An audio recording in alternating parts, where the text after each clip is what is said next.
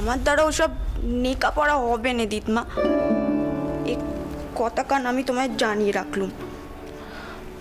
তুমি তো জানো আমার মাথা কানা বড় ভোঁতা। আর এই কথা কান তুমি তোমার নাতিকেও একটু বুঝিও করো তো।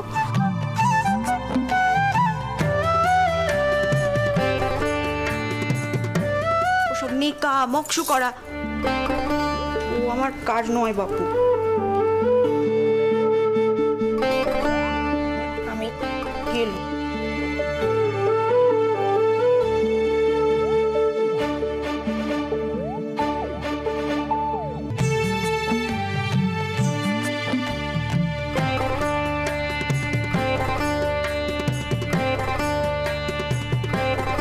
ও গোপাল, তুমি এখন তুমি এত তাড়াতাড়ি ফিরে এলেছে ভাই? ওইদিকে আবার কোনো কারণে কাজ বন্ধ হয়নি তো? না দিদমা, সুখবর আছে। দক্ষিণেশ্বরের ঘাট বাঁধানোর কাজ হয়তো আর 2-1 দিনের মধ্যেই শেষ হয়ে যাবে। আজকেই অনেকটা কাজ এগিয়ে গেছে। বাবা মশাই আর মেশোবাবু বললেন আমাদের আর ওখানে থাকার কোনো প্রয়োজন নেই। ওরা দুজনেও এখনই ফিরে আসছে। ভালো করেছো ভাই, তাড়াতাড়ি ফিরে এসে খুব ভালো করেছো। মা,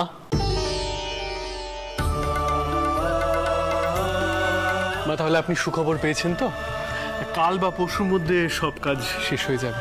তারপর আপনি আপনার মন্দিরের কাজে হাত দিতে পারবেন। এবং মা, ব্রাহ্মণরা কিন্তু আর আসেনি। আমার মনে হয় ওনারা চুপ করে গেছেন। আমি কিন্তু আর কোনো চিন্তার কারণ দেখছি না সত্যি। যদিও বা সেই বিষয়ে আমি খুব একটা নিশ্চিন্ত হতে পারছি না। কেন কেন এখন এসব কথা থাক। বাবা রামচন্দ্র, তুমি আমাকে একটা কথা কও দেখি, বাড়ির সাথে যে গাঁট বাঁধানো হচ্ছে তা টেকসই হবে তো? ওই গঙ্গায় কিন্তু মাঝে মাঝে বান আসে, জলের ধাক্কা সইতে পারবে তো?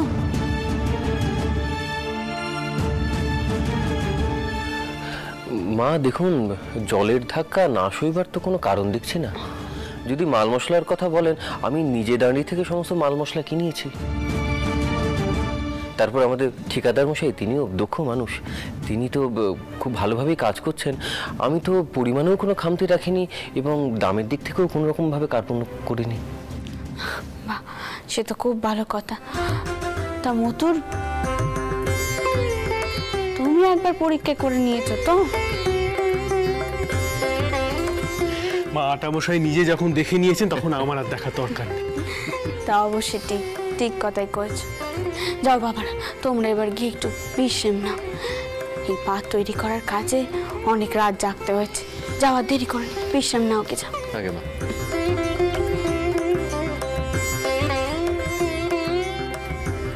কি দাদু ভাই, তুমিও যাও নিজের ঘরে, যাও।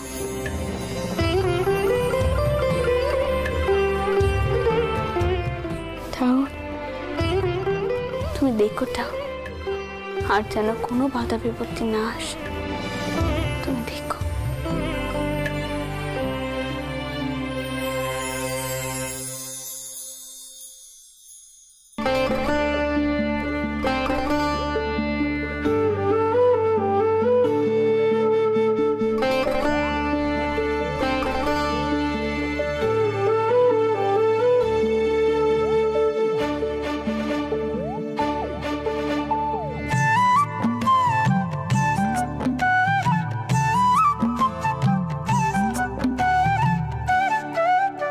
নিশ্চয়ই ওইখানা নিয়ে কিছু করা হয়নি।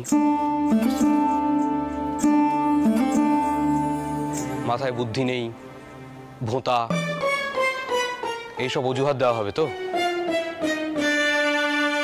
দেখুন, আমি তো আপনাকে বুদ্ধি খাটাতে বলিনি। আমি শুধু বলেছিলাম আমার হাতের লেখাটার উপর মকশ করতে। কিন্তু ওই সময়ের মধ্যে আরো 10টা অন্য কথা বললে আপনার ঢের বেশি সুবিধে, তাই তো? এক্ষুনি তো বলবেন খাবার আনি, জল আনি, বাতাস করি। থাক, আর কোনো অজুহাত আমি শুনতে চাই না। দিদমার সঙ্গে ঘরে আপনি কি কথা বলছিলেন সে সবই আমি শুনেছি। কিন্তু একখানা কথা আমি আপনাকে স্পষ্ট জানিয়ে দিচ্ছি, লেখাপড়া আপনাকে করতেই হবে।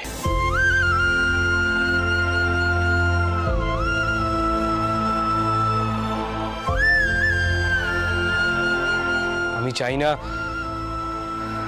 না মেয়েরা মূর্খ হয়ে থাকুক। দেখুন, আমি চাইলে আপনাকে কোনো স্কুলে ভর্তি করে দিতে পারতাম, কিন্তু সেখানে পা রাখার আগেও তো আপনাকে সামান্য কিছু শিখতে হবে। স্কুল, মেয়েদের স্কুল, পাঠশালা, এবার বুঝতে পেরেছেন? এখনই খাবার আনা, শরবত আনা এসব না করে দয়া করে স্লেটটা নিয়ে আমার লেখার উপর মক্স করতে বসুন, অন্তত 50 বার। 50 বার। ওমা ঠাকুরপো, তোমরা ফিরে এলে? পেশন্য, এই পেশন্য, ঠাকুরপোকে শুধিয়েছিস? রেতে কি কাবে?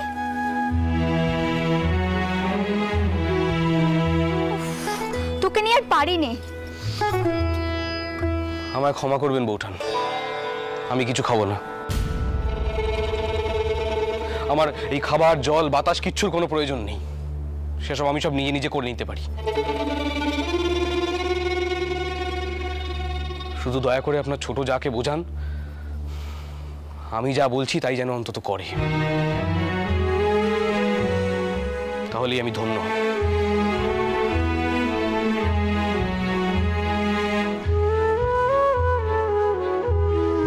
ও দিদি, এবার আমি মরেই যাব।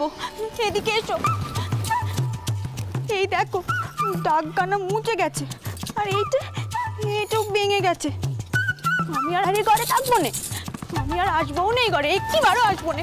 না বাবা। পেশন্য, এই পেশন্য কোথায় যাচ্ছিস? শোন, মহা বিপত্তি হলো।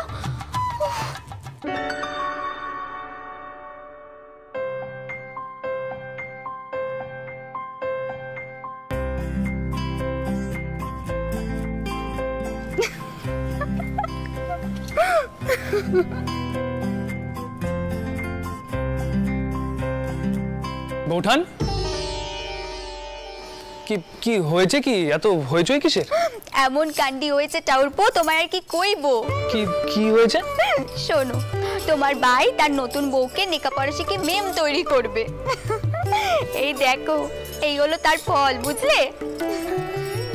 শোনো নে ঠাকুরপো, বউকে কিন্তু এখন গোপাল ঠাকুরপুর আশেপাশে যেতে দেওয়া চলবে না।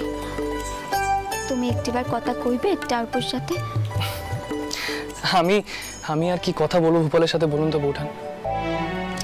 তাকে আমি বলবো সেজন্য প্রসন্নকে পড়াশোনা না শেখায়? সে কি মানবে আমার কথা? সবার তো সবকিছু হয়নি ঠাকুরপো। পেশন্য সরল সাদাশীতে ঘরের কাজকর্ম জানামে, আর অধিকাংশ মেয়ে তো তাই হয়। কিন্তু পেশন্যকে লেখাপড়া করানো যাবে কি?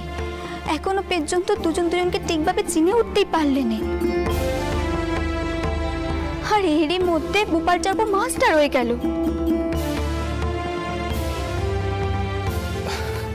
আচ্ছা বৌঠান, আপনি তো ভালো করেই জানেন ভূপালের বরাবরই শখ ওর বউ যেন পড়াশোনা জানে, সে যেন শিক্ষিত হয়। সবার সব ইচ্ছে পূরণ হয়নি ঠাকুরপো। যা সত্যি সে সত্যি নিয়েই মানতে হয়। যেমন তোমার বর্তা, তিনি তো এখনো পর্যন্ত মানতেই পারেনি তার বউ লেখাপড়া জানে। কেউ প্রশ্ন করলে সে প্রশ্নের উত্তর দিতে পারে, তাতে কি কোনো না বয়েছে?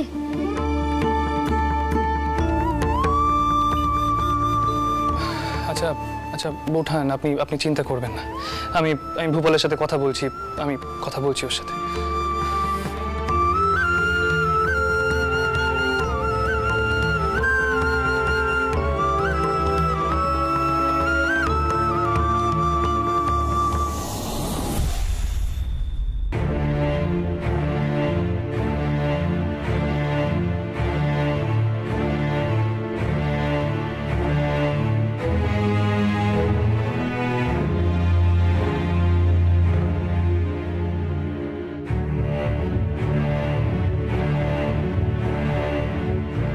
এবারে মন্দিরে নকশা তৈরি করাতে হবে, বুঝলে?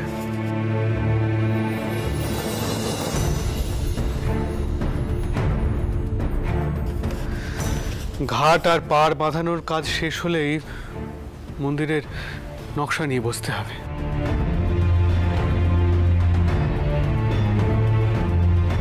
তবে ঘাটটা তৈরি হয়ে গিয়ে খুব ভালো হয়েছে জানো। মালপত্র নিয়ে নৌকোগুলো যখন আসবে ওই ঘাটে ভিড়তে পারবে। জানো জগদম্বা, আমার খুব ইচ্ছে বড় কোনো সাহেব কোম্পানিকে দিয়ে মন্দিরে নকশা তৈরি করাবো। যদি বা আটামশাই আপত্তি জানাচ্ছিলেন, তবু আমার মনে হয়। কি হয়েছে বলো তো? তুমি এমন চুপ করে আছো কেন? কি হয়েছে? আপনি জানতেন আপনার ব্যাটার লেখাপড়া জানা মেয়ে পছন্দ ছিল? অবশ্যই তা হবে নাই বা কেন, সে তো নিজে কলেজে পড়েছে। তার ভাবনা চিনতে রুচি ভাব সবার থেকে তো একটু আলাদা হবেই। আর আমিও তো চেয়েছিলাম আরো অনেক বেশি পড়াশোনা করব, কিন্তু কিন্তু তা তো আর হলো না। তাছাড়া বয়সে বড় লেখাপড়া জানা মেয়ে তো আর হিন্দুর ঘরে পড়ে থাকবে না। আচ্ছা, আমাকে একটা কথা বলো, যে এতদিন পর এখন এইসব কথা কেন উঠছে? কি হয়েছে একটু আমার স্পষ্ট করে বলবে? ভূপাল চাইছে পেশন্য লেখাপড়া শিখুক।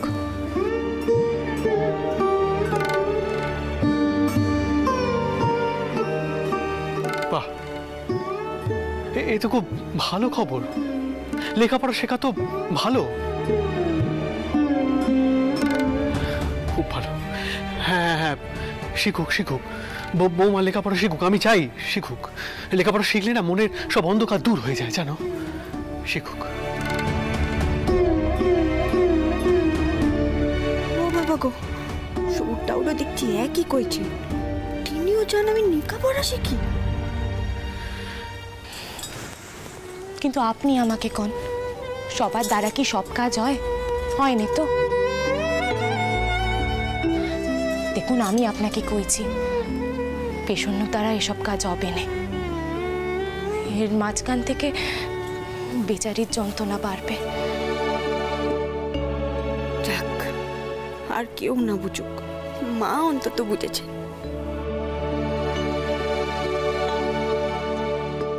আমাকে একটা কথা বলো তো, বৌমা কি নিজে থেকে বলেছে যে সে লেখাপড়া শিখতে আগ্রহী নয়? হ্যাঁ, কয়েছে। বেচারি তো ভয় পেয়ে আটকানা হয়ে গেছে। আর আপনি তো ভূপালের মেজাজের ব্যাপারে খুব ভালো করেই জানেন। ভূপাল ওকে কি লিখতে দিয়ে গিয়েছিল তা লেখেনি বলে সেই নিয়ে। তুমি ভূপালকে বাধা দিও না, বরং বৌমাকে উৎসাহ দাও। তাকে বোঝাও যে লেখাপড়া শেখাটা কতটা দরকার।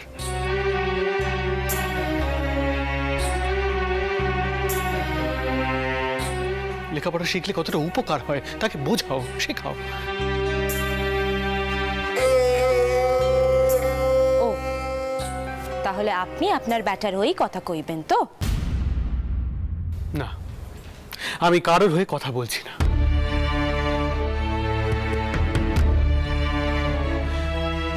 আমি শুধু এটাই বলছি যে ভূপালের এই কাজকে আমি সমর্থন করি। সে তো ঠিক কাজই করছে। আর মামামশাই আধুনিক মনের মানুষ ছিলেন। উনি তোমাদের লেখাপড়া শিখিয়েছিলেন। আর উনি যদি তোমাদের লেখাপড়া না শেখাতেন তাহলে আমি সেই কাজটা করতাম। তোমায় লুকিয়ে লুকিয়ে স্কুলে নিয়ে গেছিলাম কিনা? গেছিলুম তো। সে তো আমার ইচ্ছে ছিল বলে। আমার যদি ইচ্ছে না থাকতো। দেখো, তারও ইচ্ছে জন্মাবে। তেতো তো আর প্রথম প্রথম অত সহজে খাওয়া যায় না। খেতে খেতে অভ্যেস হয়ে যায়। সেরকমই হবে, তুমি দেখো। আর যদি আমায় জিজ্ঞেস করো তো আমি বলবো লেখাপড়া শিখতে গেলে একটু বকাঝকা মারটা খেতে হয়, নাহলে লেখাপড়া শেখা যায় না।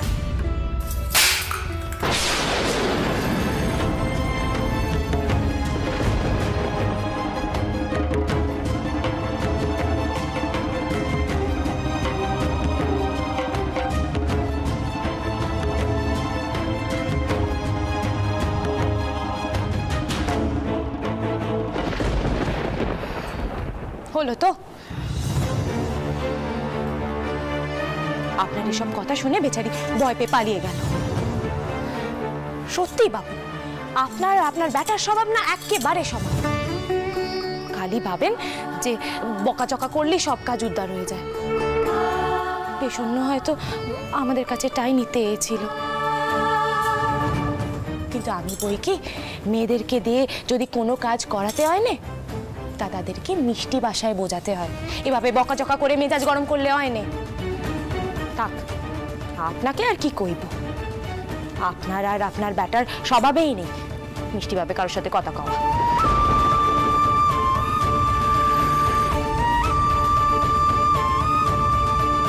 কি রে, কে আছিস সেখানে? খাবারটা তুলে মুছে দিয়ে যা। চাপ বাবা, এবার আমার দোষ হয়ে গেল। এরপর বলবে আমি রাগারাগি করি। ছেলের কোনো দোষ দেখলে তার দায় এসে পড়ে আমারও। আশ্চর্য।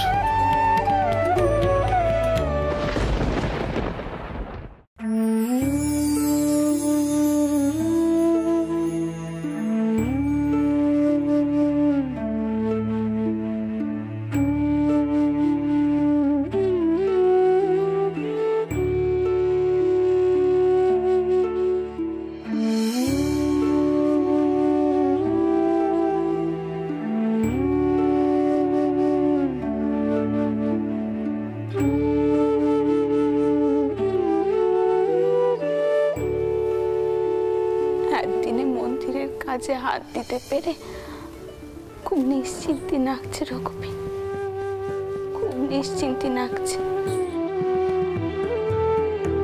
আমি যেন বড় শান্তি পেলাম। যেভাবে পরপর বাধা বিপত্তি আসছিল, আমি তো খুব ভয় পেয়ে গিয়েছিলাম।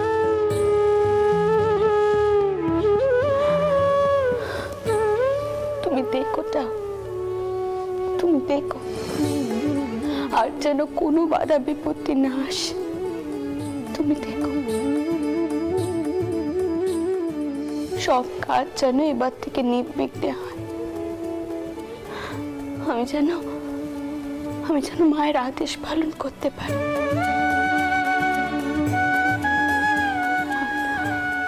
আর যদিও বা বাধা বিপত্তি আসে, আমি আর ভয় পাবো না, আমি আর ভয় পাবো না। আর সাহস হারাবো না। আমি তো সাহস হারালে চলবে না, তা আমি খুব ভালো করে বুঝে গেছি। আমি সাহস হারালে চলবে না, আর সাহস হারাবো না, আর না।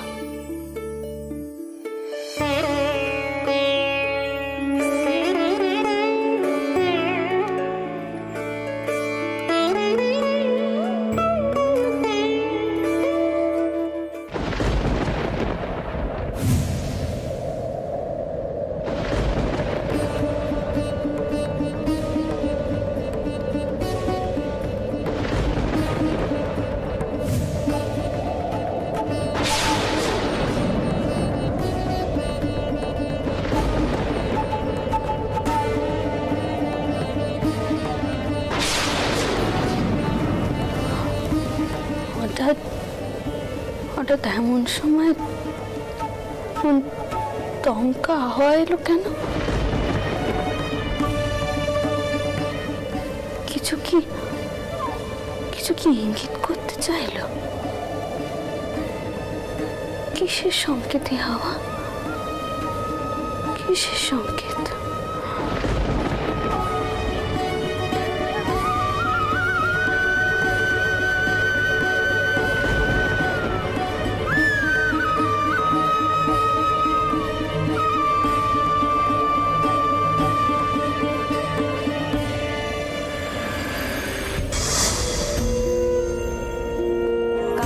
যেন পদ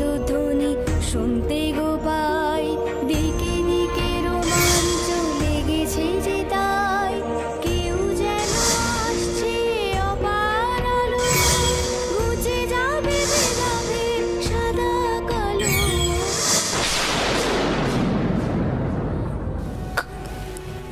কাকে দেখলাম আমি? আমি কাকে দেখলাম? কিসের ইঙ্গিত দিতে চাইছে আমায়? কিসের ইঙ্গিত দিতে চাইছে?